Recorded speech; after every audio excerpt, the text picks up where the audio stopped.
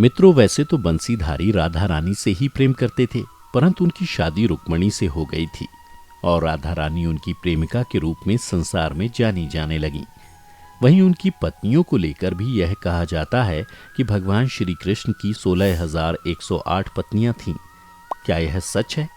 इस विषय में कई कथाएं प्रचलित हैं और लोगों में इसको लेकर जिज्ञासा भी है। तो आइए जानते हैं कृष्ण की 16,108 पत्नियों के होने के पीछे का रहस्य क्या है।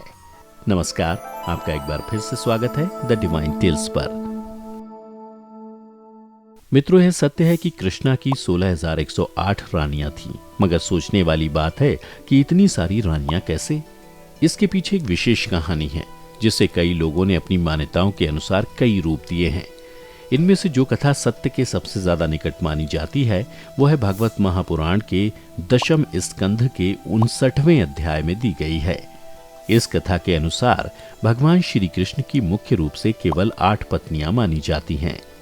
इनमें देवी रुक्मणी, देवी जामवंती, देवी सत्यभामा, देवी कालिंदी, देवी मित्रविंदा, देवी सत्या, देवी भद्रा और देवी लक्ष्मणा शामिल हैं।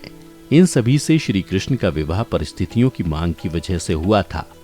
इन 8 को श्री कृष्ण ने पूर्ण रूप से अपनी पत्नी के रूप में स्वीकार किया था। द्वारकाधीश इन सभी के साथ सुखपूर्वक द्वारका नगरी में रहते थे। एक दिन स्वर्गलोक के राजा देवराज इंद्र ने श्री कृष्ण के पास आकर उनसे प्रार्थना की और उनको बताया कि प्राग्ञ ज्योतिषपुर के दैत्यराज भौमासुर के अत्याचार से देवतागण त्राही त्राही कर रहे थे। भौमासुर ने वरुण का छत्र, माता अदिति के कुंडल और देवताओं के निवास स्थान मणि पर्वत को भी उनसे छीन लिया था। इंद्र ने कृष्ण जी को बताया कि भौमासुर ने पृथ्वी के कई राजाओं और आमजनों की अति सुंदर कन्याओं का हरण कर उन्हें अपने यहाँ बंदी गृह में डाल दिया। इसके साथ ही उनसे इंद्र ने सभी को बचाने की प्रार्थना भी की। मित्रों, आपको बता दें, भौमासुर पशुओं से भी ज्यादा क्रूर और अधर्मी था। उसकी करतूतों के कारण ही उसे नरकासुर कहा जाने लगा। भौमासुर को श्राप था कि उसकी मृत्यु किसी नारी के हाथों ही होगी। इसलिए भगवान श्री कृष्ण ने अपनी पत्नी देवी सत्यभामा के साथ प्राग ज्योतिषपुर की ओर प्रस्थान किया। वहां पहुंचते ही सबसे पहले श्री कृष्ण और देवी सत्यभामा ने मिलकर मुरदैत्य और उनके सभी 6 पुत्रों ताम्र, अंतरिक्ष, श्रवण, विवाहवसु, नभश्वान और अरुण का वध किया। अपने पुत्रों की मृत्यु की खबर सुनकर भौमासुर क्रोध से लाल हो गया था, जिसके बाद वो अपनी सेना लेकर युद्ध के लिए आ गया। देवी सत्यभामा श्री कृष्ण के साथ उनके सारथी के रूप में गईं और अंत में उनके हाथों ही भौमासुर का विनाश हुआ। दैत्य भौमासुर के वध के बाद भगवान श्री कृष्ण ने उनके पुत्र भगदत्त को प्राग ज्योतिषपुर का राजा घोषित कर दिया। भौमासुर ने अपनी बंदी गृह में कुल 16,100 कन्याओं को बंदी बनाकर रखा हुआ था। उनके वध के बाद श्री कृष्ण ने इन सभी को आजाद कर दिया, लेकिन एक बड़ी समस्या इन सभी के सामने आ खड़ी हुई। वह सभी कन्याएं भौमासुर के द्वारा पीड़ित थीं और बहुत दुखी भी थीं। सभी अपमानित, लांछित और कलंकित महसूस कर रही थीं। सामाजिक मान्यताओं के चलते भौमासुर द्वारा बंधक बनाकर रखी गई इन नारियों को कोई भी अपनाने को तैयार नहीं था। राजकुमारियों ने भगवान श्री कृष्ण से कहा कि अब हमारे पास केवल 2 ही रास्ते हैं। पहला यह है कि या तो हम अपने जीवन यापन के लिए वेश्यावृत्ति को अपना लें, अथवा दूसरा या तो हम आत्महत्या कर लें। तब ये देखकर श्री कृष्ण ने उन्हें अपनी रानियों का स्थान देने की घोषणा की और सभी को अपने साथ द्वारिका लेकर चले गए। वहां ये सभी कन्याएं खुशी से अपना जीवन व्यतीत करने लगीं। वहां वो सभी कन्याएं स्वतंत्रता पूर्वक अपनी इच्छा अनुसार और सम्मान पूर्वक द्वारका में रहने लगीं। वो सभी वहां भजन, कीर्तन, ईश्वर भक्ति करके सुखपूर्वक रह रही थीं।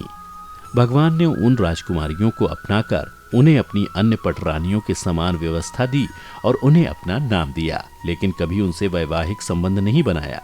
इसे एक प्रकार से उस समय का एक निर्लाभ संगठन भी कहा जा सकता है। एक कहानी यह भी प्रचलित है कि पिछले जन्म में 16,100 कन्याएं ऋषि मुनि थे। इन सभी ने कृष्ण को पति के रूप में पाने के लिए तपस्या की थी।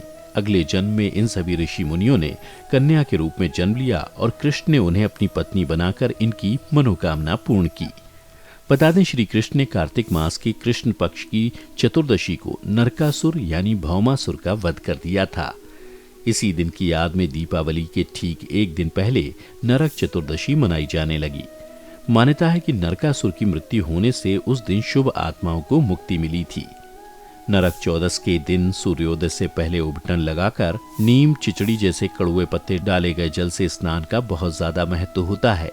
उस दिन सूर्यास्त के बाद लोग अपने घरों के दरवाजों पर 14 दिए जलाकर दक्षिण दिशा में उनका मुख करके रखते हैं और सच्चे मन से पूजा पाठ करते हैं।